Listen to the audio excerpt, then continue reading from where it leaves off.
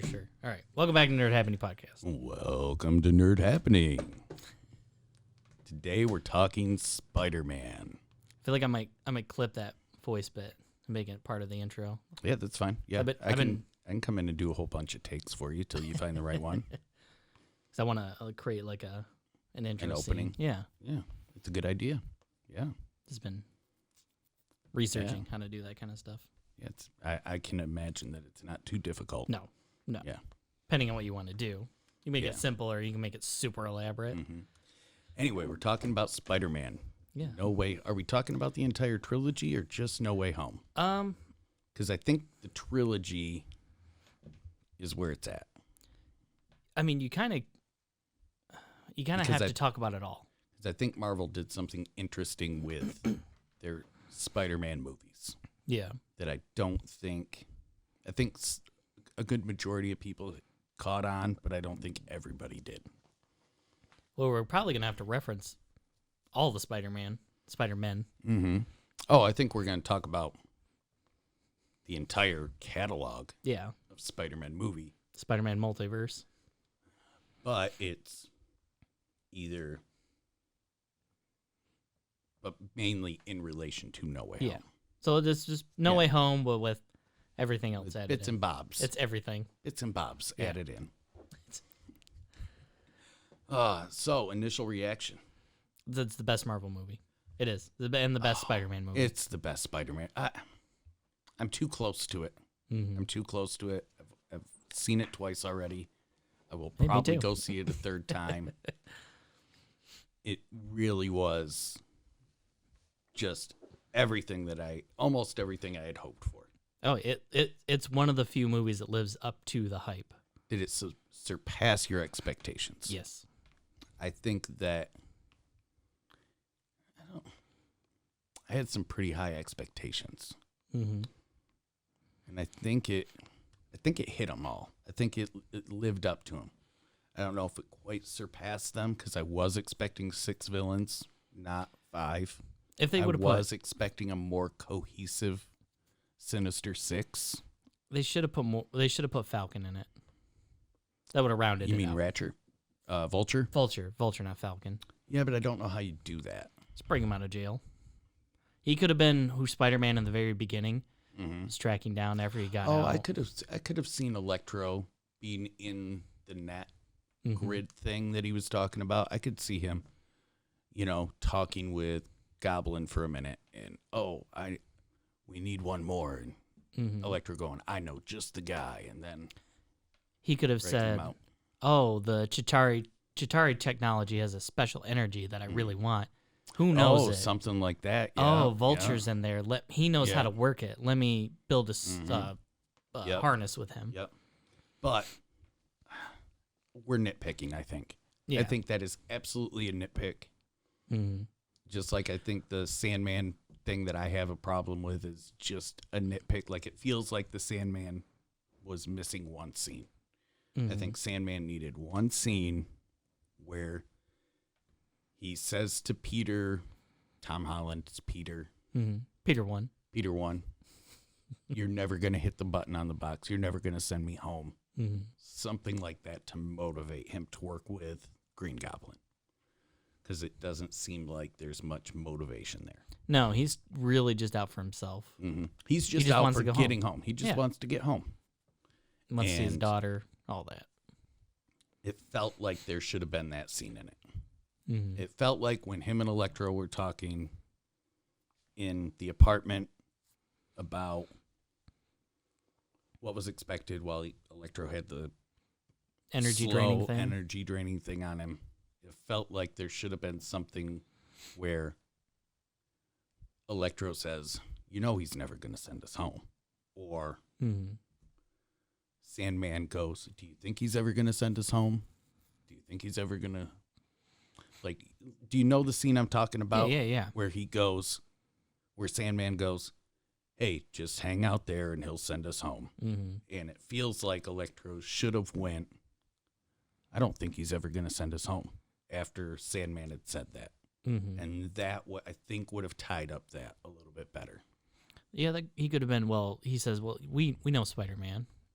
Right. He's gonna throw us in jail. He's just depowering Right. us. Something along those lines. He's making it easier for him to take us out. It feels like the Sandman's motivation was a little shaky. Yeah. Because he was on board with Peter 1 the entire time. Pretty much, yeah. Till And everything then fell suddenly apart. he just is on the bad guy side. Yeah. And even then, he really kind of stayed neutral. Sort of. More so than everybody else. But when... I don't know, man. He was trying to drown Toby. Peter 2. Peter 2. Yeah. That's true. I don't know. It's not very well fleshed And he was out. and he's not going after the box. No. You know what I'm saying? Like if Sandman is drowning Peter 2, Toby, to get the box to go home, okay. That would have made more sense. It would have made a little bit more sense. But he's not. It just seemed, and I get it. This is a big movie. Mm-hmm. Stuff gets missed. Not everybody can have screen time. Not everybody can have screen time. We lose time with Green Goblin. Mm-hmm. That kind of thing.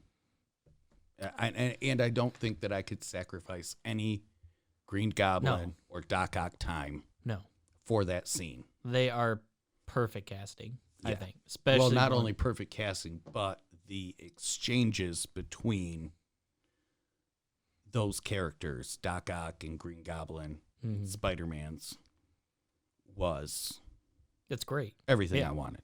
Yeah. Exactly everything I wanted. I got everything I wanted from Green Goblin when he was immediately said, I'm something of a scientist myself. Oh, man. That was the best. I have heard a lot of people say that they thought that was a little too on the nose, a little too cheesy. No. And I'm like, loved it. oh, no. No, I love that scene. It was perfect. And I think that plays into my theory about Green Goblin. That Green Goblin, that we never have seen. The Goblin's in control the whole time. Norman Osborn in this movie. We only saw Green Goblin. And I think that something of a scientist is this worked on Peter before. Mm-hmm. This will make me kind of get him on my side a little. And it seems very much like a Green Goblin-y type of thing. Maybe. I'd rather it not be that, because I'd rather see that human struggle in the Goblin. It's not there, man. I think it is. It's not I want to there. believe. It's fine. And I don't want to crush your dreams on it. But yeah, I totally am on board with it was the Goblin pretending to be Norman. Mm-hmm. Like that, in my head, makes way more sense. And is like, oh yeah, Marvel gets this character. Mm-hmm. Did you think Aunt May was going to die? No. I didn't either. Mm-mm. No. Why would we? Because when she was first down, and I'm like, oh, she's going to die. Then she gets up, and she goes over to Peter, and she's like, everything's fine. And then she's like, nope. Well, joking. And why would we think that Aunt May was going to die? That is... Sorry. I think that is one of the reasons on why the movie hit so well with me, is that this entire time, and I'm sure, and I don't know if this is you also, but I'm betting it is. I went, oh, Uncle Ben died earlier. We just haven't heard the story, and they're not going to do an origin story because we've already done an origin story for Spider-Man like 5-6 times. Everybody knows Spider-Man's origin. Yeah. So they are just not wasting time on it. When in reality, they were dragging it out. And it took 4 movies to do one origin story. And, that was the way to go. It really was. That was the right choice. And it tied in so well with him, meaning Peter 2 and 3. Oh, yeah. When he's like, great power, and he's like, comes great responsibility. Man. He's like, oh, that's what Uncle Ben said when he died. And you're like, oh, that matches. Oh, yeah. Yeah. It matches enough, even though it's kind of a parallel to it. It's so good. But it's a parallel. We're in a parallel, and it really, I think, nailed home with the MCU that this is a parallel universe. This is not the universe that you grew up with. Yeah. It's not 616. It's not 818, whatever one you want to call it. Mm-hmm. This is a new thing. Yep. And that nailed it. Oh. The MCU has its own designation. Yeah. I can't think I of don't what know it what is. it is. 516, I think. I know 616 is the main 161. continuity.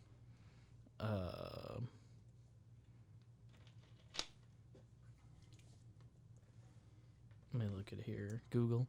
It is. But yeah, I don't think anybody went into this thinking that they were going to see an origin story for Spider-Man. No. Yeah, there it is. And I think... yeah. I don't know why they went with that. 100,999,000. That is an interesting number for that. Yeah, I don't know why they went with that. It seems like it should have been 199 would have made sense. Yeah. Or 919. Instead of 616. Yeah, Yeah, that'd have been cool. 616. That would have been kind of cool. Or I don't know. There's got to be a reason for it. 161. I don't know. They just use a random number generator. Not good enough. Maybe that's how much it costs to buy the Marvel characters from Marvel. I really don't think it was that low of a price. No. But yeah, I don't know. Well, whatever. But I don't know. But man, and Andrew Garfield. Speaking of the other Spider-Men being the perfect group to handle the death of Aunt May with Tom Spider. Spider Tom. Does whatever Tom can. He can write. He can read. He can do math with the greatest of ease. Look out. Here comes the Spider Tom. When you say can do math with the greatest of ease, you have to have Doctor Strange, like, frowning, like... I hate geometry. Sucks. And that was cool. We'll get into that here in a minute. Anyway, I think Andrew Garfield in an interview said it best, is that the greatest thing for him about the movie was it was like a group therapy thing for their characters, right? Where it helped out all of the characters. I think the only one that didn't really change was Toby. Toby didn't really have a moment of change. I think his change is more subtle in that he sees Doc Ock and Goblin get the help he needs, because when he was... Oh, that's true, yeah. Because remember when he was like, when he said, I think I can cure him, and he's like, I think... I've been thinking about it a long time. Yeah, and I think a lot of that was the burden off of him. Maybe, yeah. But he's kind of he's the older one, so I think he has to be more stoic. I don't think Goblin was healed. No? I think he pretended. You just want him just to be the Goblin forever. Oh my gosh, how can you get rid of William Dafoe? It's the Green Goblin. He's the perfect casting for it. He really is. He really is. Oh, and imagine him coming in from the multiverse every couple of years. Oh, just wreaking havoc in the MCU. Well, they could always say... He realized that there's no Oscorp in their universe. So what if he creates a device and comes back and builds an Oscorp in the MCU? You could always say the serum they hit him with got rid of his super strength, but the Goblin is always here. And then it takes him over. He does the serum again. Yeah. And there is precedent for it in the comics. Yeah. In the comics, multiple times the Green Goblin has been quote unquote healed. So there is precedent for it. It's more just depowered for the moment. Who else do you cast as a Green Goblin? Is there another character, another actor that you think of that can play the Green Goblin? Or Norman Osborn, for that matter? Not really, no. Nicolas Cage. Defoe is the only person. He really is. He is. Maybe Nicholas, maybe. I think he could be a different dimension, an alternate. And even then, I don't think it's that good. No. I think it's passable. I think he has the craziness for it, but I don't think he has the precision. Not only that, but I don't think he has the... He doesn't have the charm.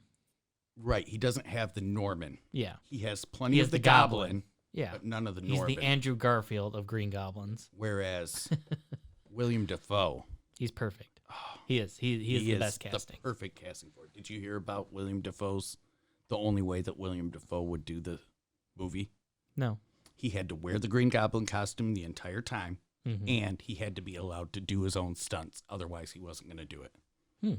And Dafoe never changed, William. William Dafoe never changed, my good man. That was one of his problems with doing the initial Spider-Man movie with Sam Raimi, was that he didn't get to wear the costume enough because he loved that Green Goblin costume. He thought it was perfect. Yeah. I mean, he kind of had to be Norman a lot more in that. Right. If he'd have survived, I think he would have been Goblin way more. Yeah. I think bringing him back in the third one instead of turning Harry into him was the way to go. We thought he died. Yeah. He just Goblin healing helped him. Healed. Yep. He healed and hid and built himself up and became better. Yeah. He's ruling Oscorp with a puppet. Yeah. And he's just siphoning. He's controlling Harry from the background. Yeah. Yeah. It's like people don't know it, but Spider-Man has a healing factor too. Oh yeah. It's just not Wolverine level. Pretty close. Sort of. Like look at how quick Toby was up and walking around after getting stabbed. Yeah. And how perfect was that scene? Yeah, that was great. He's like, I've been stabbed before. I've been stabbed worse before. Like in the Marvel Zombies, Spider-Man gets bit. And I can't remember who he has with him. And he's like, I can feel my my spider healing basically fighting it off. Right. But he's like, I'm going to be taken over eventually. Yep. Yeah. In the comics, Spider-Man has healed broken leg in day and a half. Yeah. So not too long. I mean, it's not Wolverine, Deadpool in half an hour. Yeah. 20 minutes. Yeah, he's not getting clawed up and he's not getting his guts torn out and ready to go in 20 minutes. Yeah. But it is... But it makes sense for him. It's pretty fast. It makes sense for him to have that because if you're swinging and you hit a wall and you break a bone, you need to be able to get back up the next day. I think kind of every superhero has accelerated healing. Yeah. Like the Flash. MCU. The Flash does. MCU, that makes sense, though. Yeah. His cells are fast. Okay. Yeah, but Batman doesn't. When I think he said something like that. But I'm saying in Marvel, I'm pretty sure every Marvel superhero has accelerated healing in pretty some form much. or another. Anyone who's like super powered that's going to take a big beating right. has it. Mm-hmm. That should just be like, oh, they all have accelerated healing because everybody in this universe has accelerated healing. And the more super powerful you are, the more it works. Yeah. Anyway, back to Spider-Man. Went off on a tangent. Yeah, that's fine. I love tangents. I know. But oh man. But bunch. Yeah. Goblin, best casting. Doc Ock, great casting. A fantastic kid. Oh, and I'm so glad they got him back too. Mm-hmm. He was so good in 2. I did not realize how hard the nostalgia was gonna hit me in this movie.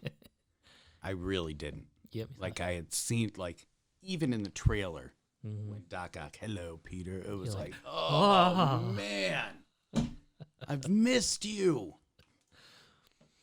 Where have you been, old friend? Yep. I'm doing a little bit better, Doc. Oh. That was really good. Oh, it was so good. And the fact that he's the first one that Tom Spider, quote unquote, saves. Yeah. Just fantastic. And the fact that in the mirror dimension, working on geometry and Spider-Man figuring that out. Oh, I'm great at geometry. Oh, man. Because now it kind of makes more sense. Yeah. Well, like that. In that, magic is kind of science. Right. And that you can figure it out. It's science that we don't have the science for yet. It's science we don't understand. Right. And that's the way it is in both Marvel and DCU. That's most universes. Yeah. It's just science that we don't understand. Which, if we had a time machine and went back to King Arthur times, the science that we have would look like magic to them. Yeah, Arthur C. Clarke said that. That was that quote. Any sufficiently advanced technology will look like magic. Yep. And that's possible. But the fact that Spider-Man, it shows Peter Parker's intelligence in that moment. So instead of my issue with the Sam Raimi Spider-Man is that he doesn't have he has built-in organic web shooters. So you take away some of Spider-Man's intelligence. His ingenuity, too. Because he doesn't make them, right? Yeah. Whereas the reverse is true in No Way Home because they add intelligence. Oh, you thought he was smart. You haven't figured out how the mirror dimension works, but Spider-Man has. Yep. And he makes the web shooters, not just Tom Holland, but original Spider-Man. He makes it just with science fair stuff. Yeah. Just the stuff he has available as a regular person. Yeah, Peter Parker built this in a Brooklyn apartment. Yep. Toner. Yeah. I love that so much. Oh, that line works so well for so many things. It does. It does. A Queen's apartment. Queens. Yes, Queens. Go. Sorry. Brooklyn just rolled better off the tongue. It does. Yeah. It really does. But yeah. Oh. Yeah. Like we were talking about it before, people really sleep on Spider-Man's intelligence and strength. Mm-hmm. Oh, yeah. I really do wonder now if it's possible to get a superior Spider-Man story out of the MCU. It would have to be something because we don't have MCU's Doc Ock yet, right? We don't have MCU's Green Goblin yet, and we don't know. And Tom Holland has supposedly signed on for 3 more of these movies. Like we were talking about before, I don't think there will be a Green Goblin. I think it'll be Hobgoblin. I think Ned will go to MIT. That breadcrumb in No Way Home. Yep. About how I promise I'm not going to be a bad guy. Yep. And then losing that friendship. Yeah. Yep. I think he's going to go to MIT. Yep. They're going to find the glider from Goblin and say, let's study this. Hey, Ned, you're brilliant. Nope. I disagree. And then I think it's going to go I disagree. There. I think he's going to go to MIT and he's going to design the glider himself. And he's not going to know why he has this idea in his head for this. That makes sense. And the faculty and other students at MIT are going to be like, man, he just designed it so easily. It's like he knew where everything went. He knew how it fit together. Oh, yeah, he's super genius. He figured this out. Yeah, but it's really the suppressed memory of seeing the Goblin in action. The Goblin use it. And you can say, oh, well, we use some Chitauri technology for propulsion. Something, whatever you want to use, whatever, Stark vibranium, whatever. I don't care what kind of technology is, but I like that. But I just think that's what's available. That memory is still kind of in Ned because it was so important to him. Yeah. The relationship with Peter. He wanted to hold on to that. Oh, and it could come back in the fight. Like it could come back in. We used to be friends. What happened? That could be the reason he could. Dr. Strange could shield it himself, and maybe he goes to Peter and he says, and he finds out Ned's Green Goblin or Hobgoblin, right? And he says, "Why is he might at first he might go, why is Goblin? How does he know where I'm at? How does he know my right? How does he know how my sling ring works? How does he? No, I mean to Peter. How does he know me so well? How does he know where I'm gonna be? Right. And then find out it's Ned, and Doctor Strange is like, well, you had such a bond. Sometimes magic can't overcome. Oh, no, he can't say that. Because Doctor Strange does not remember. No, I mean, say if he shielded himself or... He didn't. No, I'm just saying, Right. I'm just saying that Doctor Strange said, goodbye, Spider-Man. I mean, does not remember who he is. Yeah. Right? So you can't have that. Okay. But because that ruins your continuity. Yeah. Just something of the fact that you could have your memories and your love for this person holds on even if you don't understand it. You could have something like Ned, Hobgoblin, like this repressed memory could turn into anger. Yeah. Right? Yeah, it leaks could through. Turn into trauma because my best friend was ripped away from me. But he doesn't know that's why it's happening, right? Yeah. So he just starts attacking Spider-Man. Like, I don't know why I hate you, but I hate you. Yeah, that's what I'm saying. Right? It leaks through from his subconscious. Right. He might not know. Right, but you don't need to have Doctor Strange in there at all. I would just thinking like some way to explain it. Right. But I think maybe because Peter knows that Doctor Strange What he did to him, right? So Peter could go back to Doctor Strange and go, hey, look, I need you to help with Hobgoblin with Ned because his repressed memories are causing this. No, here's just go a ahead, funny little bit. He could say, oh, you did this for me with the stones of whatever. And he'll go, what are you talking about? And he'll say, remember that party and what's it call it? And Wong goes, no. And he goes, exactly. And he's like, how did he know about that? Yep. I could totally see that making it in, and it would be perfect. He's Even like, exactly. okay, kid. He goes, exactly, sir. And let's call me Steven. He's like, that'll sound strange to you, won't it? He's like, yeah, that sounds weird. Oh, he goes up and calls him Steve. Steven. Why does that feel weird? That feels weird, but it's sir. Yeah. See, I like making funny little moments. Oh yeah, and that's what I'm saying is that you could pepper him throughout. But I don't think it's the next one. No, it would have to be a few. I think the next one is Doc Ock. Think so? So Spider-Verse, right? We have female Dr. Octopus, right? What's her name? Octavius. It's my friends call me Liv. Olivia Octavius. Yeah. That's what it is. Yeah. And that is MCU's Doc Ock. It's the female version. I think that would work really. And they meet at college. Yeah. Like Tom is in her class. Yeah, that could work. But it's not going to be MIT. No. It'd be something. Oh, that could be. It'd be like City Technical College or something. She's working on something. She said, this is going to revolutionize things. I'm working with Tom. We have limited resources. So that's why it looks kind of crude. Maybe the octopus thing looks crude at first. And then something has to happen, a rift between them. And he says, oh, this is unethical or for whatever reason, gets shut down. Yep. And that's how you bring Oscorp in. And somebody says, oh, this is... Oh, and she starts Oscorp. No. Oh, no, I like that. No, I don't want her to start That's fine. But some guy in a suit comes up, says, my boss is really interested in what you're doing. We're gonna fund you. Here's a lab. You don't have Norman at first, but you tease him. Right. And I hope it's William Dafoe. I really do.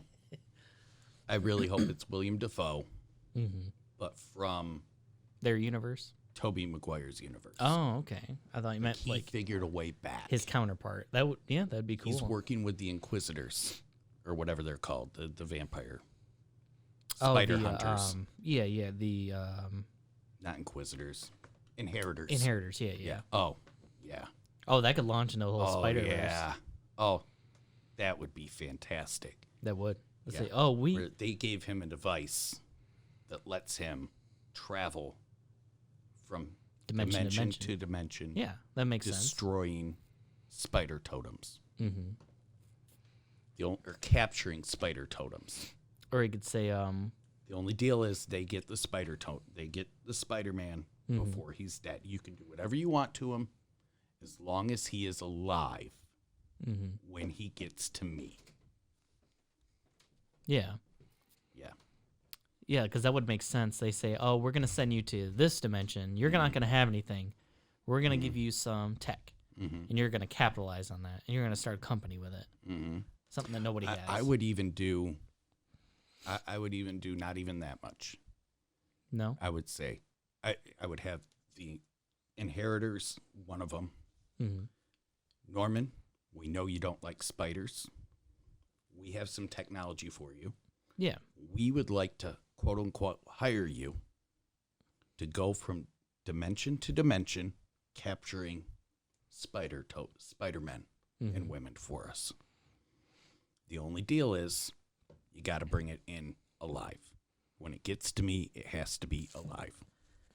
And leave it at that. That way Norman can just do whatever he wants. See, I was thinking that he could just. I thought they could say, well, you bring us Spider-Man, Spider Totem. Mm-hmm. You get this dimension. You get to. We're gonna give you enough power. You can rule over it. You're gonna sell it to Norman by going, Oscorp has been pretty strong in this city, but imagine if it spanned every New York City. Yeah, that would work. Imagine if you could set an Oscorp up in every New York City. Like, do you want that power? Mm-hmm.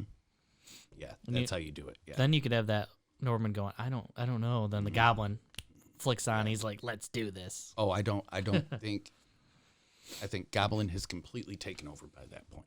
Yeah, completely. Like Norman's there, but he is so deep and quiet inside.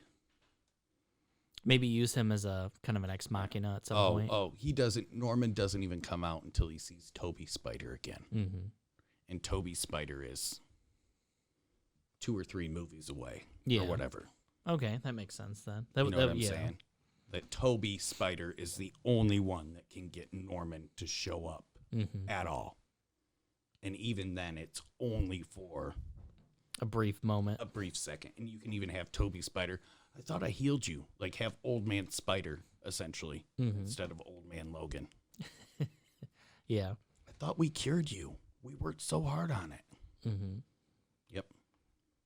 He would then say all of the spiders have to work together to take down that Green Goblin. Yeah. Say, for the first Spider-Verse movie. You did cure me, right? But you cured Norman. You cured me. You didn't cure me. You cured Norman. No, you cured me of Norman. Yeah. You cured me. Thing. You didn't cure Norman. Yeah. Yep. Yeah. That would make sense. Yeah, because he got injected twice. And the first one, he made himself with the Cradle Make Anything super kit. Yeah. Right? Yeah. So, if you're Green Goblin in Norman's body, and you know they're trying to make a cure for you, and you know that you don't want to be cured, what do? No, you make something that counteracts it. Yes. Yeah. Strengthens your ability. Right. You make it so that when they inject you, they just make you stronger and make it so that whatever they're going to cure you with isn't going to work.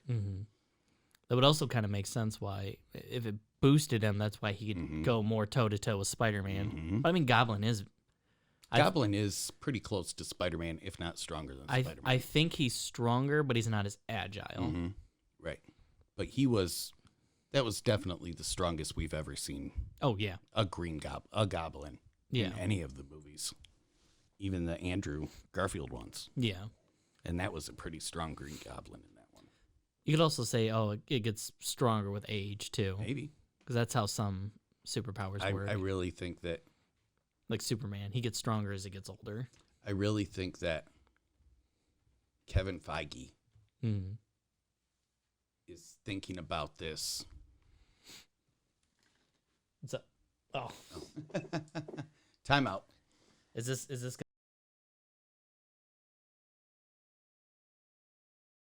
remember that.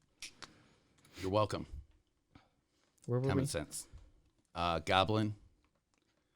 Yeah, okay. Goblin is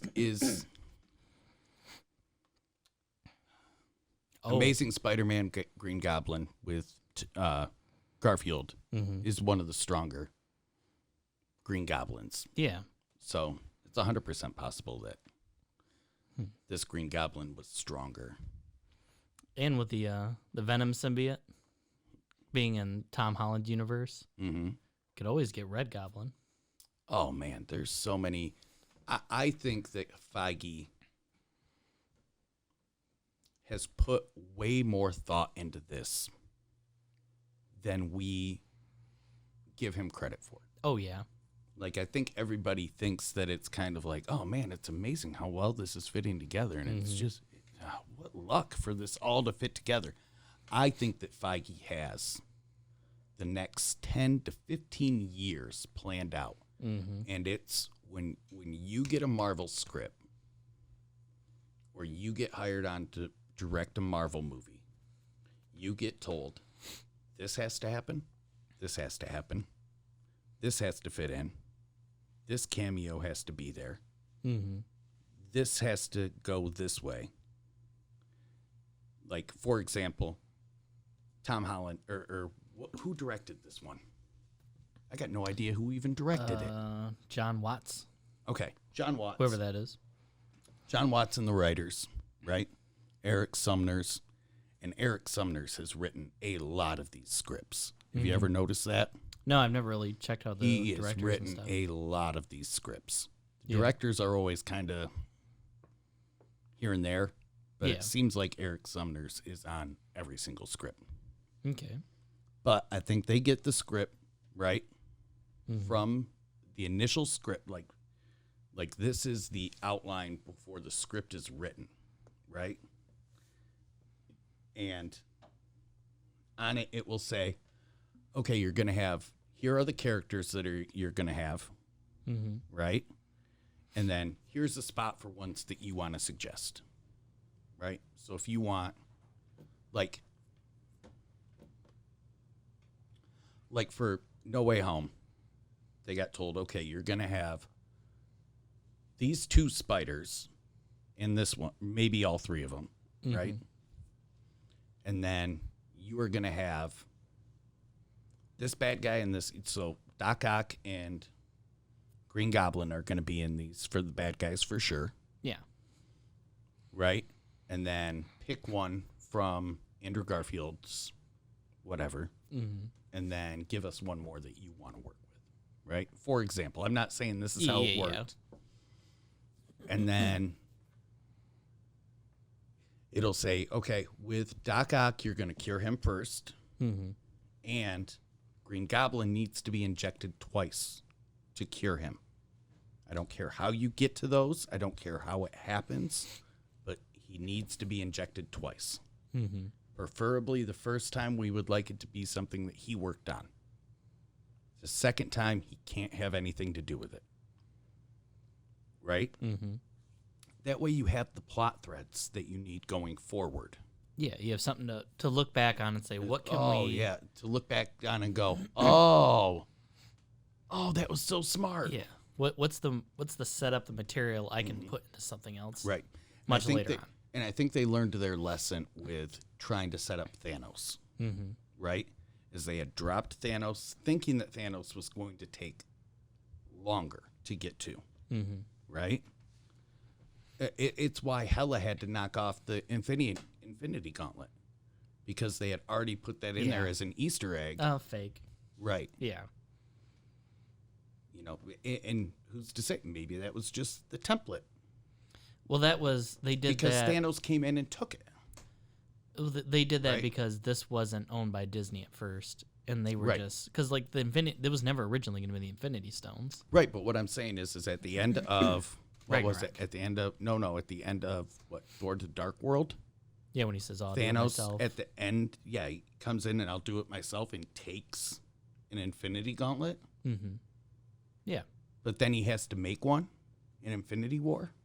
That was where it was already made, though. But do you see what? No, Thanos went there to make it. Yeah, he had already made it at.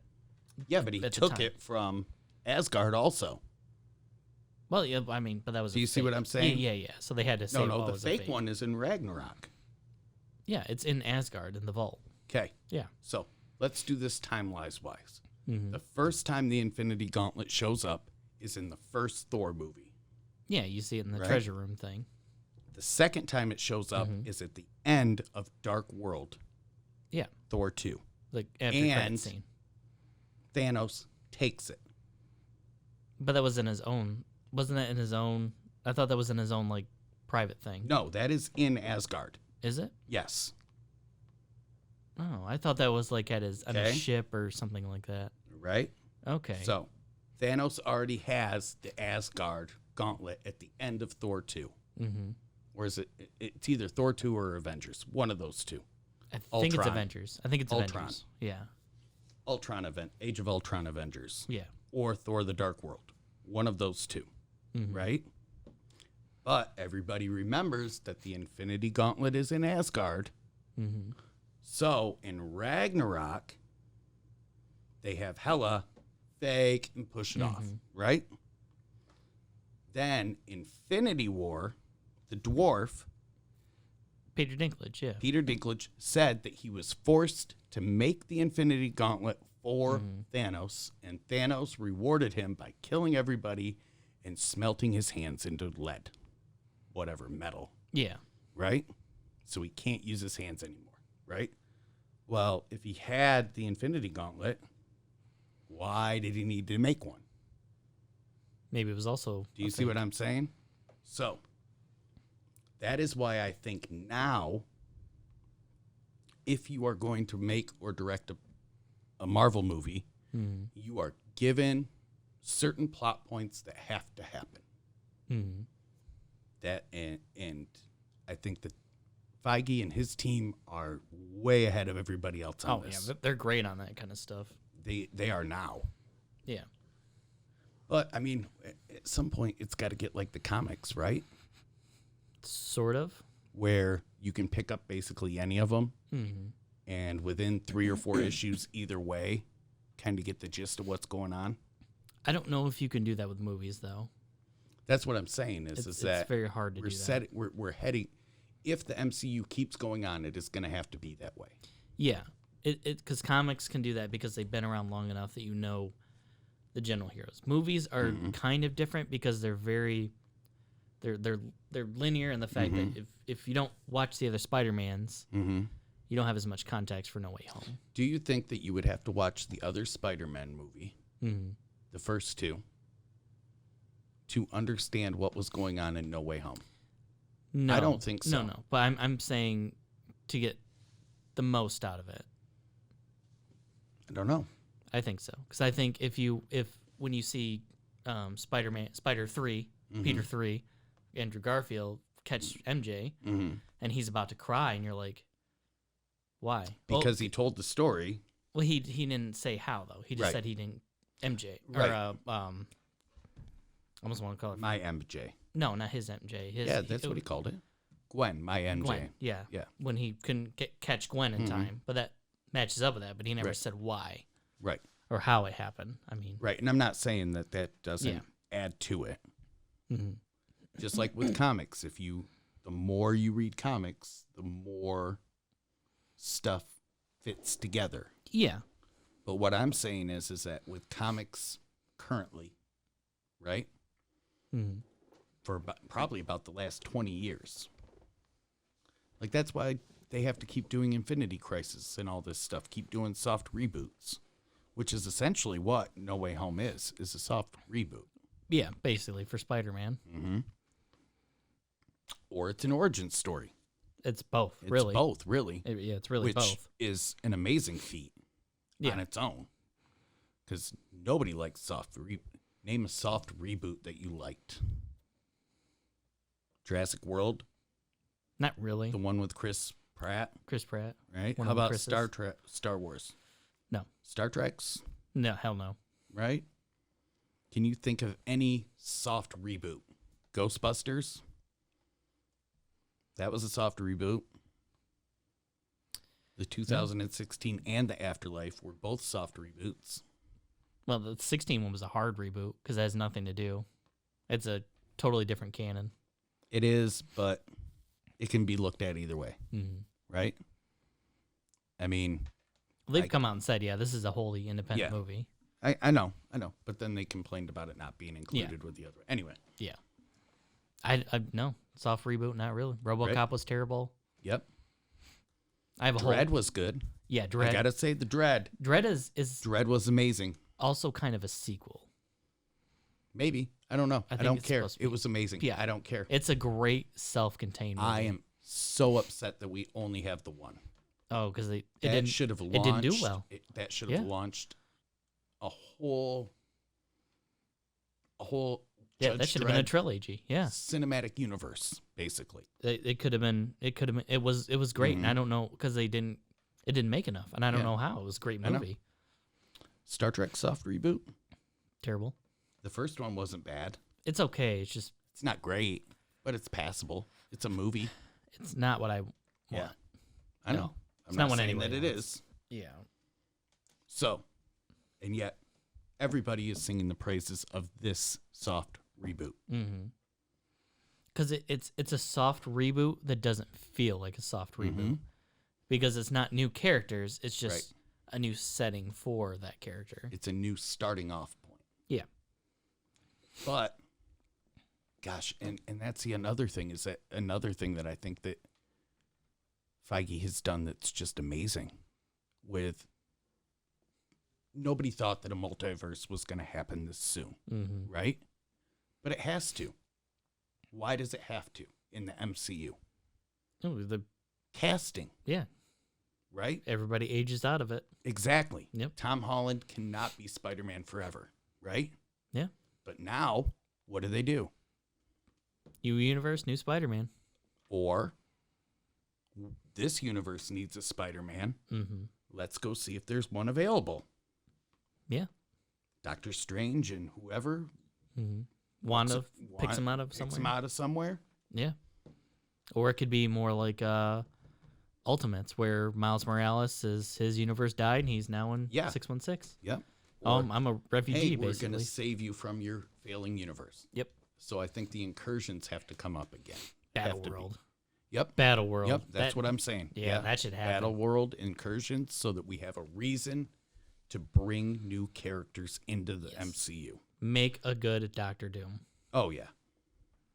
Oh, do you have any doubt at this point that Feige is going to have a bad Doctor Doom? No. I think it's gonna. He's gonna be great. Do you have any doubt that Feige is going to mess anything up in the MCU? No, there's no doubt. I totally do. But that's me. I think there's some stuff that's going to be hit or miss, but I think the majority of it's going to be good. Yeah. Because, I mean, that's the nature of the beast. Yeah. Yeah. Nothing's perfect. Yeah. Like, I haven't even watched Eternals yet. I haven't either. Heard it's not great. Yeah. It's out on Disney Plus today if anybody's interested. January 12th. 13th, isn't it? Oh, it was out yesterday. Yeah, I'm sorry. It was out yesterday on Disney Plus. Yeah. I will probably watch it this weekend, maybe. I might watch it if I have nothing else to watch. Yeah. Just to say that I did, but I'm expecting to fall asleep to it. Yeah. Just to complete the Marvel Universe kind of thing. Just to be a completionist. Yeah, because I am 100% caught up except for that. I haven't seen Shang-Chi or a lot of the... I saw that. I heard it's okay. You have, since Falcon and Winter Soldier, you have dropped off on your upkeep of the DC MCU. Yeah. You haven't seen Loki yet. Nope. You haven't seen Shang-Chi. Nope. You haven't seen Hawkeye. You haven't seen What If, which, what are you doing? Loki and What If were amazing. I've been in a real anime mood lately. That's fine. And I've been oh, What If would scratch that itch for you, baby? I know. I'm just trying to get through Naruto. We have like 100 episodes left. I'm trying to catch Kim up. No, that's fine. I'm done being judgy about it. No, you're not. I am. I am done. You're done being vocal about it. Yes, I'm done being vocal about my judginess. There you go. That's it. It's still there, and I can feel it. I mean, I wasn't impressed with Hawkeye. It was all right. Mm-hmm. It wasn't great. Yeah. It wasn't What If. It wasn't Loki. But I think that's how it's going to be. But my question, here's a question for you about this. Do we get any more Iron Man 3s or Thor the Dark Worlds? Yeah, 100%. I think so? Yeah, that's just how it's I'm saying that bad. Yeah, I think there won't be as many because I think they kind of have it dialed in. I think it'll be a few, like a couple really bad movies, some C to B plus movies, and then a few A plus. In Spider-Man No Way Home, A plus. Yeah. And what a fantastic name for the movie. Yep. Can't go home. No, it's done. The universe that he came from, the world, his home. His life is gone. His life is gone. And because I thought Far From Home was kind of a dumb, like the Home series was kind of like, why are we calling this the Home series? And now it makes sense. Yep. And I think that's what Feige does best. Is no, don't worry, they're gonna think it's stupid at first, but they're wrong. We're gonna bring it back. I just don't know how much longer it can stay. I think the TV shows will help keep it in the news cycle until they get AAA movies. But I think if they have 2 flops in a row, because they're kind of stumbling back with Spider-Man. I think Spider-Man's going to put it more back at the forefront, and then I think now people are like, all right, we're going to give this more of a shot. TV shows will help keep it in there. But if they have some flops, I think it'll start to really fall apart because people are going to get tired. I don't know. Is this maybe the way it has to go, where you have like 2 or 3 questionables and you have to have a banger on the 4th or the 5th? I think this past year, what has really happened is the schedule got way messed up because of COVID. Yeah. Or the vid.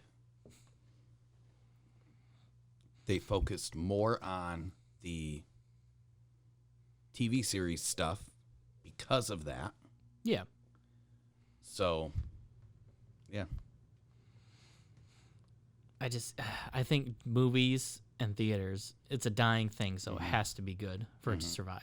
Yeah. And especially being superheroes, it's been over a decade. Yeah. I think it's starting to kind of how many people are you hearing from where, it's just too much? Everybody. It's too much for me to get into. Yeah. Like if you didn't get in, like a lot of people feel like if you didn't get into it at first, that's it. Yeah. If you haven't kept up on it. But on the other hand, I like to tell people when they say it's too much, what TV series are you watching right now? What's the last thing you've binged on Netflix, Hulu, whatever? Because each of those are an hour long, usually, each episode. Yeah. So if you watch 16 episodes, right, you've watched 8 Marvel movies. Yeah, like with Sway. If not more. Like Sway earlier was like, I'm on my 4th time through Friends. Like you could have watched the MCU twice, yeah. Easily. 2-3 times over. Yep. With just one 17-season run. And another genius thing that Feige's doing with the multiverse thing, he is taking away, and this is unfortunate for the actors and actresses, but from a company businessman standpoint, ingenious.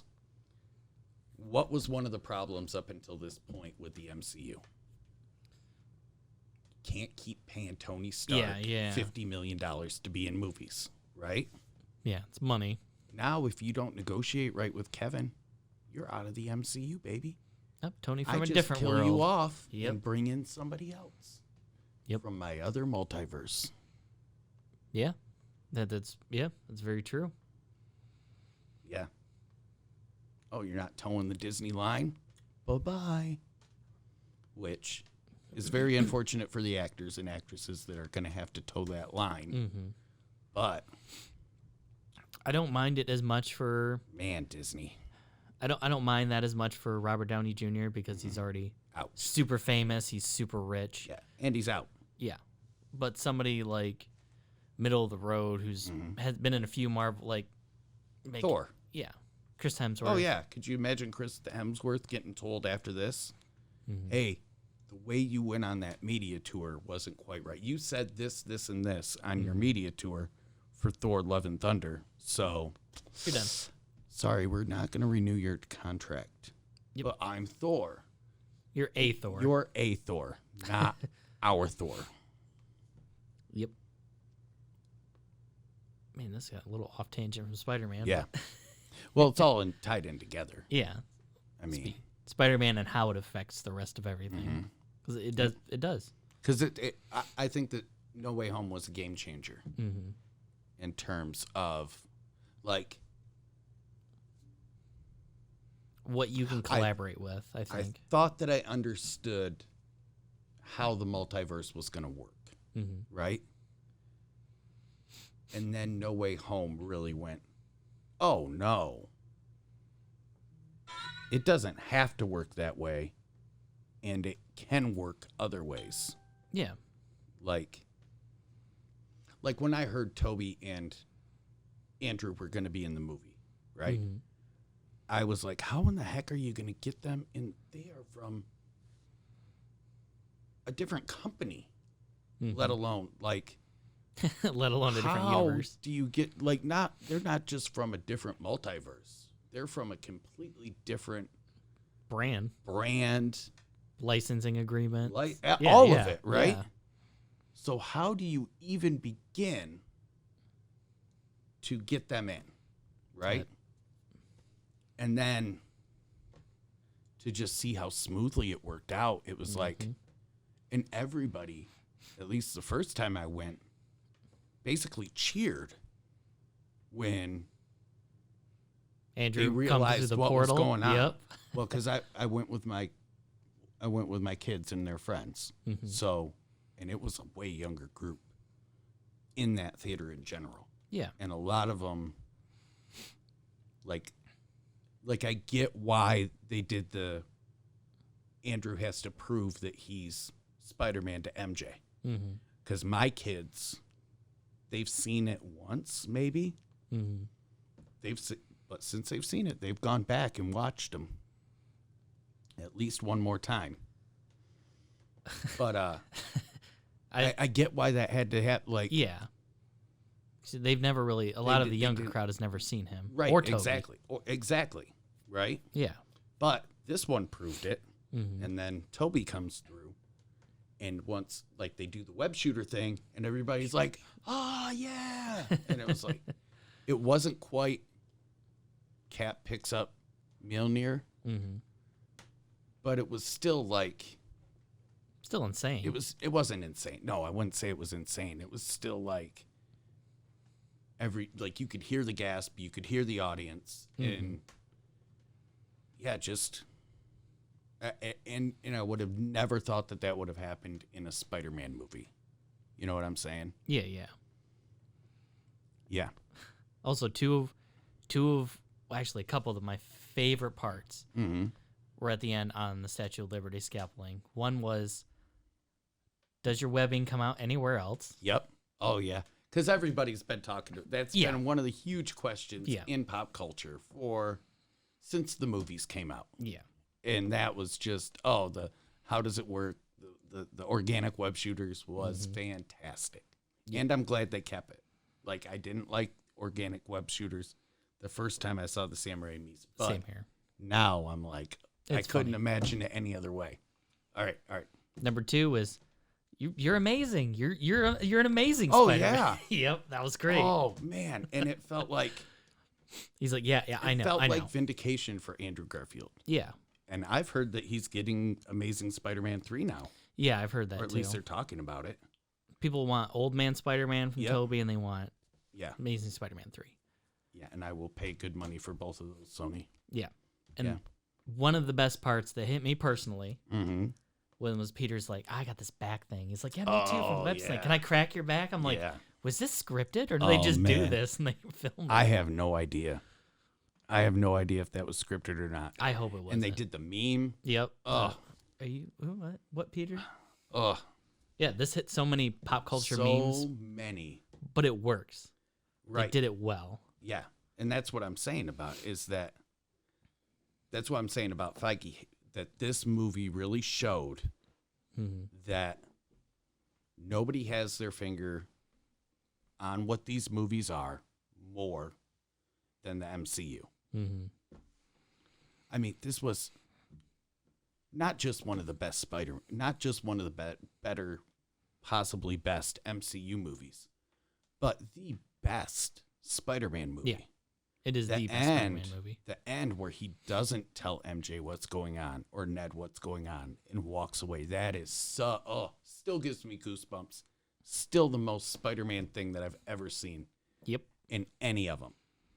Yeah, Kim and I were talking about that after the movie, and she's like, why wouldn't you? Yeah. She wanted that. She made him promise. I'm like, well, he loves her. He wants to protect her. Right. He's already been through this. Yep. And this could have been a lot worse. And it could happen again. Yeah, and it will. And if you know Spider-Man, it will happen again. Everything Spider-Man touches goes to ruins, just like he said. Yep, and it makes me wonder if she's going to figure it out again. I think when they want to bring her back, they'll make her figure it out. Like we were saying with friends earlier. Oh, this is gonna suck to hear for whoever's listening or watching this, I am not sure that Zendaya yeah, is the MJ that everybody thinks that she is. Mm-hmm. I think that there is a good possibility that in the next 3 movies, Tom runs into a Mary Jane and gives her the nickname MJ because of Zendaya, and that she becomes Gwen. I don't think so. I think they'll just have Gwen.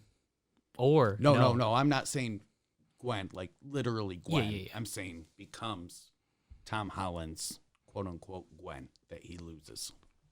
No. I mean, that would, I could see that too. I would love to see Felicia Hardy come in. Oh yeah. Be Black Cat. Yep. I want to see that. But I think that works better for Andrew Garfield's Amazing Spider-Man 3. Think so? I think so. I think it works in both of them, Mm-hmm. but I think that instead of getting MJ, he gets Black Cat. Mm-hmm. And then you have Tobey Maguire's was MJ. Yeah. Andrew Garfield's was Black Cat. Tom Holland's is both. Mm-hmm. You see what I'm saying? Because you set up that expectation. Yeah, maybe. And I think that works better with the darker, broodier Spider-Man that Andrew Garfield said he was. Yeah, I could see that, yeah. And I see that black suit kind of bringing that out again. Yeah. Like he had this moment with MJ, but it didn't fix it. I mean, it didn't bring his Gwen back. Mm-hmm. Maybe. I think they'll have the symbiote Spider-Man for Tom Holland, though. Oh, yeah. I think both of them are going to... I think both. But I think Amazing Spider-Man 3 happens now. Mm-hmm. And because I think that this really was a test for Sony to go, how much can we get away with here with these guys? Mm-hmm.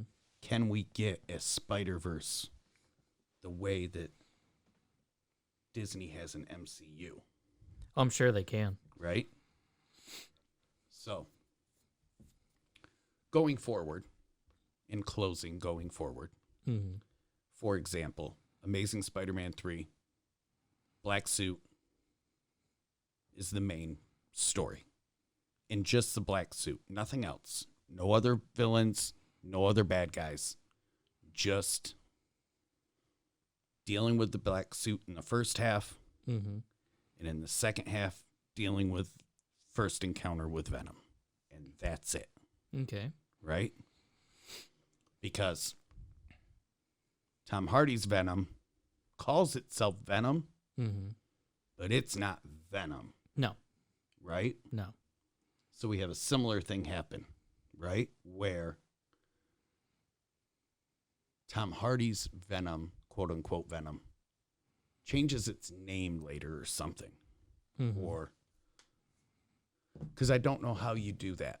I don't know how you bring, well, I guess you do it because it went into the MCU in no Spider-Man. So I guess you do that. And he said they were going to New York, so maybe you do it like that.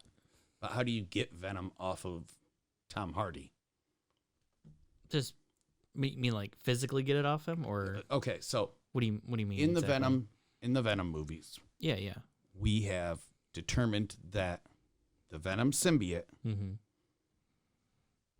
has picked Eddie Brock as his host. Yeah, right. He's supposed to be compatible with him. So, how do you get that suit? How do you get Venom mm-hmm. off of Tom Brady and on to Andrew Garfield? I think you do. If they are in the same universe. I don't think you do it that way. I think it's just the symbiote from his universe. Because that's what people are saying mm-hmm. is that Andrew Garfield is going to go back to Tom Hardy's Venom universe. Mm-hmm. Is what they're thinking. Seems to be. Anyway. Maybe Secret Wars and Tom Holland calls in the Spider-Mans to help him. Mm-hmm. And it kind of is the Secret Wars. He goes onto the ship where it has the symbiote. Okay, so you're thinking... his costume gets messed up. And maybe it's something similar to that. So you're thinking Sony is going to bring Tom Holland back into the Sonys and not in the MCU. Maybe that's just how they... Because I'm thinking it's going to be... I'm saying they put Andrew Garfield into MCU. Because they have the Skrulls thing going. So they could have Secret Wars. Nope. If Amazing Spider-Man 3 happens, it's going to be all Sony.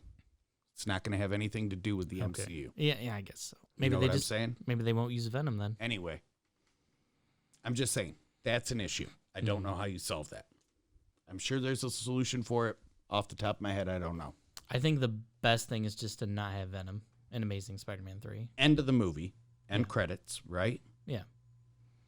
You have a door that looks like a Doctor Strange sling ring opening, right?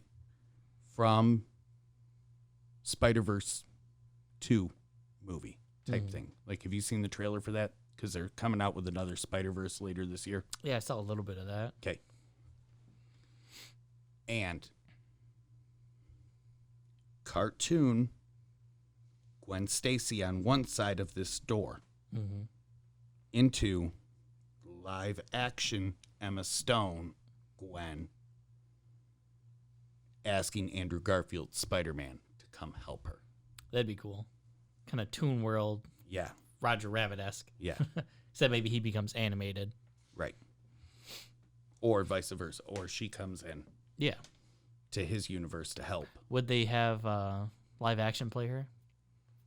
I like I said, I'm not sure which direction you go. I don't know if you go, because that voice actress for Emma Stone's, or for Gwen is not Emma Stone. Into the Spider-Verse. Okay. Maybe you just have her, but you dub the voiceover, and you have her come and say, "Peter, I need your help," and he goes. Spider sense kicks off. He knows that's not the right voice. He just ADR it. Something. And then she says, "I'm not from this universe," and he says, "I felt that with another Spider-Man." What I'm looking for, or what I would hope would happen, is that we get a Gwen Stacy, Spider-Gwen, that is able to come into Andrew Garfield's that's what I'm saying. universe somehow. And I want Emma Stone to play that character. That's what I'm saying. In the live action. Yeah. You just ADR the animated girl's voice over her. No, you would just do Emma Stone. You think so? No, I meant just for a hot minute if they had to take Andrew into the animated universe. But if you just want that Gwen, Spider-Gwen, to come in there, you just have you. I'm just trying to figure out how to get Spider-Gwen into the same room as Andrew Garfield Spider-Man. That's all. That'd be about it. Unless you just unless you bring her back somehow. Cloning. Well, I mean, that could be cloning. Okay, so Spider-Gwen, right? Is a whole bunch of different ones too. Yeah. Right? So it doesn't have to be the Into the Spider-Verse voice actress. It could be a different Spider-Gwen. It could be a different Spider-Gwen. That's true. Right? Or do you bring Emma Stone into the MCU for the next Spider-Man movie? I don't know. It's hard. Or at the end of the next trilogy? I don't know. Because I think Emma Stone was a fantastic Gwen Stacy and would make an excellent Spider-Gwen. I think she looks more like Mary Jane naturally. I think she looks like every version of Spider-Gwen that I've ever seen. Think so? That's me. I don't think so. But I mean, she did well. I'm not saying she didn't. Yeah. But naturally being redheaded, right? She just looks more like a Mary Jane to me. And I'm not denying that. I'm not saying that she wouldn't be a perfectly passable Mary Jane also. I'm just saying that she is, in my head, if I'm casting Spider-Gwen, that's who it is. It's Emma Stone. Yeah. She is just, she has the personality for it. She has the facial structure for it. She has the height, the body build. Basically everything that I can think of that I would look for if I was casting Spider-Gwen. Yeah. Except red hair. Yeah. Except that part. That's easily solved. Yeah. Some dye. Yeah. Wig. Heck, we could do a wig if she didn't want to dye her hair. Yeah. That's true. I don't know. Where do you think it goes next? I think it's more friendly neighborhood Spider-Man stuff for a minute, for maybe one movie. And it's him living in the shithole apartment, going to school, standard Spider-Man stuff, kind of for the first act of the first movie. Do you mean like raindrops falling on my head? Yeah. just standard Spider-Man stuff. And then it kicks off a new stuff starts to slowly unravel, as it does for Spider-Man. His luck starts to turn down. Mm-hmm. People start getting hurt. You know. Is he in college? Yeah, he'd have to be. He's the right age. Here's a question. Mm-hmm. Does he work for the Daily Bugle? That would be perfect. And he starts doing the same stuff. Because the Daily Bugle in that universe is a podcast, essentially, a web page, right? It's not the same. No, but video footage of Spider-Man still video footage. I saw. It looks more like a YouTube channel in the Daily Bugle. Oh, maybe he does it. Maybe he does that. Maybe he sells footage online. Yep. Like people can copyright by his, like, pay for usage type thing. I heard something interesting about it, about the next one, or at least an idea for the next one. Future Foundation. What's that? Future Foundation?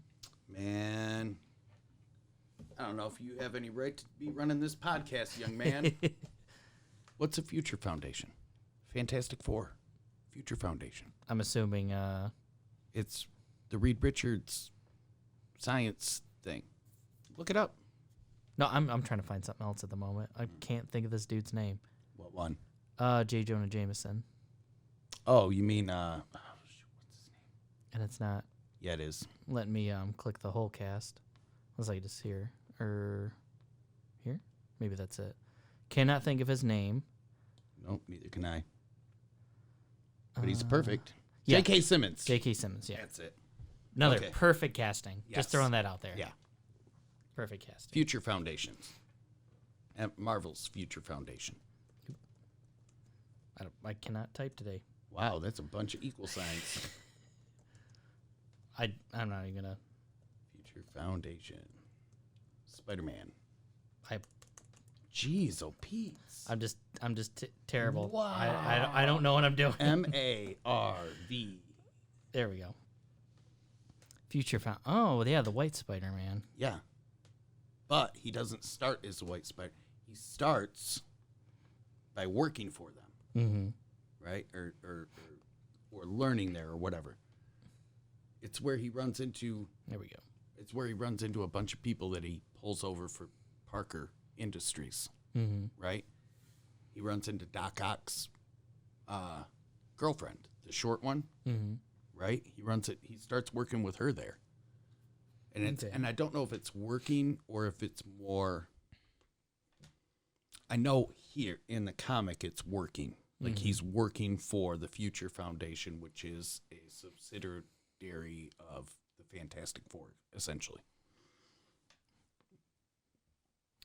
Maybe he interns and they pick up on his genius and they pick him up.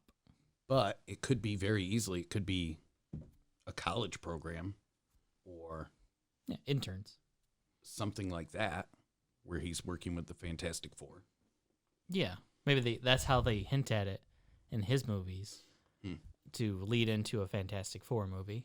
Well, we're supposed to be getting Fantastic Four by the end of Phase 4, which is before we're going to get another Spider-Man. Oh, okay. John Krasinski? I hope so. I hope so. Oh, they're already cast. Yeah, for sure. Just don't know who you do as Ben Grimm. I don't know. Who do you do as Johnny Storm? Chris Evans. No. No. That'd be so funny.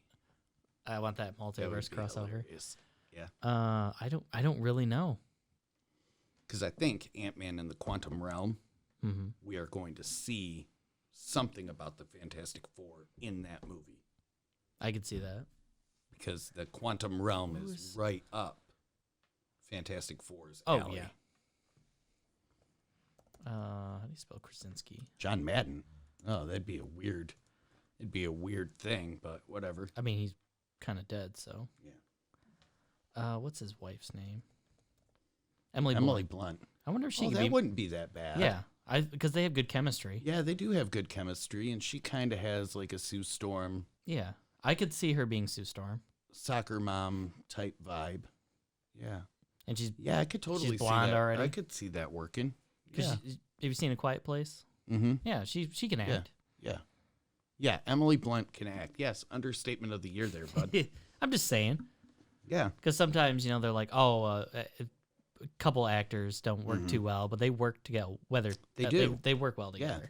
They were in The Quiet Place together, weren't they? Yeah, they're married in that. Yeah. Yeah. All right. Anything else about Spider-Man? Not really. Just such a great best movie of the year. Oh, it's chef perfect. kiss. Yeah. It really is. 10 out of 10. Yeah. Oh, do you think that Marvel wishes that they could have got Spider-Man in for the Oscars instead of Eternals?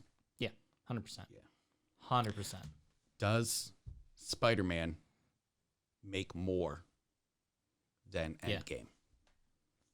Oh, I thought you were going to say the Eternals. Yeah, by a lot. Oh, yeah, by a lot. Yeah, it's already done that twice. Yeah. Yeah. Opening day, probably. Because it's got to be close to $2 billion. I wouldn't doubt it. Let's look it up here. Okay. If you can spell. I cannot.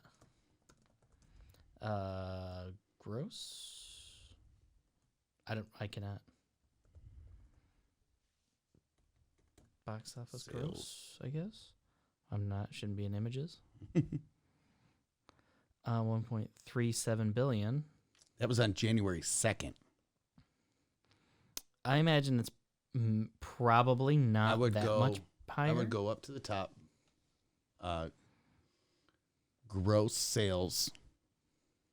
So take off the box office. Gross sales. Today's day, January. Just put today, because it'll Google it. It'll be fine. It's made more than $1 billion. It's December 28th. How much has Spider-Man made so far? It says right there. People ask. Just drop that arrow down. There we go. 1.37. Yeah, that's January still January 4th. I can't imagine it's that much more. It's not going to be another $1 billion. No, it made like 33. The week after that, it made another like 40, 50, 60 million. Mm-hmm. Like it's been making 30 to 60 million a weekend every week. So maybe 1.4, 1.5. I mean, just conservatively saying. 6th highest so far. That game all one word? Gross. 2.5 billion. So I mean, it's halfway there. It's pretty close. It's got to be halfway there. That's very impressive for just having Spider-Man. Just the Spider-Man, not having everybody. Everybody, yeah. And not tying up a huge series either. Yeah. Like just this trilogy. Isn't the end of an era of movie. This is we're gonna finish up the Spider-Man Home trilogy. Yeah. And to pave kind the of way reset for a new thing. And pave the way to a new thing. That's kind of crazy. It really is. I don't know. I hope the right message gets taken from this. I think it will. What do you think the message is going to be? Quality, not quantity. I think the message is because I think there's a couple of messages that could be taken away. Mm-hmm. And one of them is, we love resets. Let's do soft reboots. Mm-hmm. And that's not the message that should be taken away. The message that should be taken away is respect your fan base. Yeah.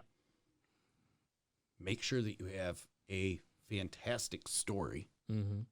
And don't destroy your character to make that story. Yeah. Don't change something for changing it. Right. For the sake of changing it. Right. Yeah. Right. Yeah. Because it does, if anything, it builds on Spider-Man's legacy. It does. It really does. It really does the comic Spider-Man justice. better than any other one that I've ever seen. Possibly better than any other comic book movie I've ever seen. Yeah, it does. Like, gosh, I can't think of one. Like a lot of other comic book movies are almost there, or a lot of like Tim Burton's Batman is not a comically accurate Batman, right? But to me, it has a lot of Batman elements. Like the soul of Batman is there. Yeah, like right. Like my point a part of it I point to when I say something like that. Batman Returns, when he's with Catwoman, he says, he rips off the mask. He's like, I'm broken. Just come with me. We can be happy together. I can save you from this. Right. And she says, I couldn't live with myself. Get out of my face. Paraphrasing, and that's a very Batman thing. Right. Yep. I think. But this does. I think that's what makes the Christopher Reeves Spider-Mans or Supermans so cherished among Spider-Man or Superman fans. Jeez, oh Pete, I'm gonna talk as well as you spell today. I know.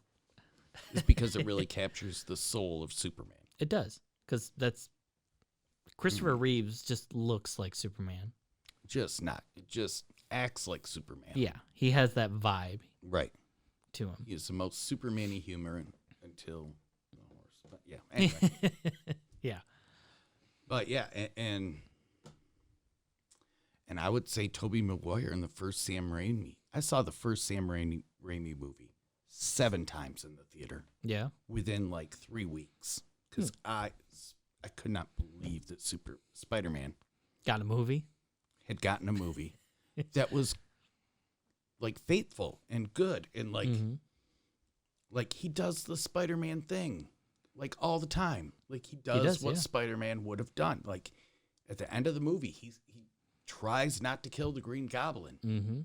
Like he tries to help Norman. Like yep. Yeah. And I think that this one might do it just a little bit better.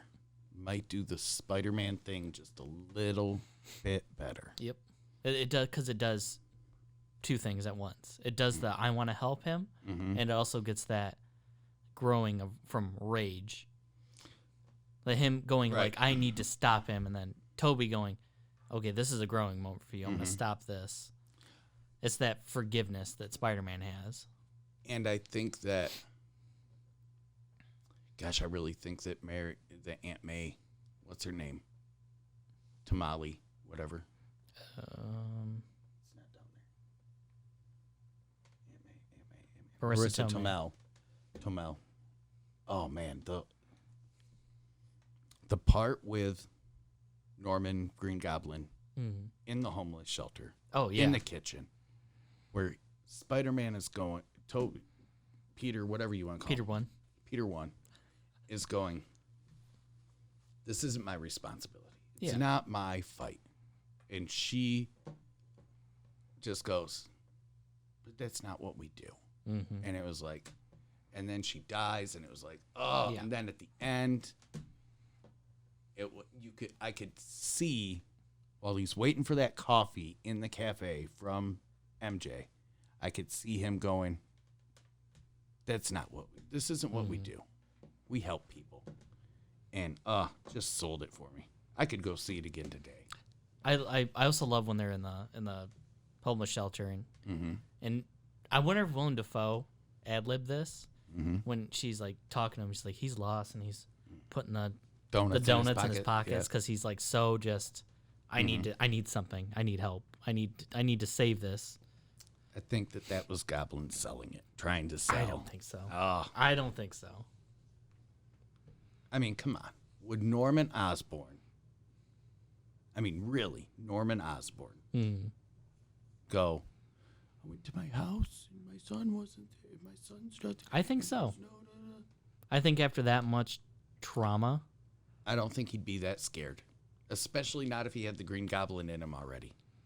I don't know. He did, because we're talking he's coming from the first movie. I think he's been broken so much, and his psyche's been split so hard. I think that you're adding too much of comic book Norman onto Spider-Man I No Way like. Home. I want to believe. I know that you want to believe, but it's totally Green Goblin the whole time. I'm Mulder over here. I want to believe. That's all right. All right. Anything else Spider-Man related? No, I think that's it. Man, we've been doing this for Oh man, hour and a I half. could talk about this for I all know. day. Oh, it was such a I good know. movie. Such a good movie. This gets the highest ranking. It does. It's my favorite Marvel movie now. Yeah. It's better than it's better than Civil.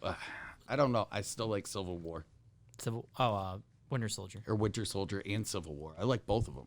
I like Winter Soldier better. And I like the going from Winter Soldier to Civil War is one of my favorite like transitions.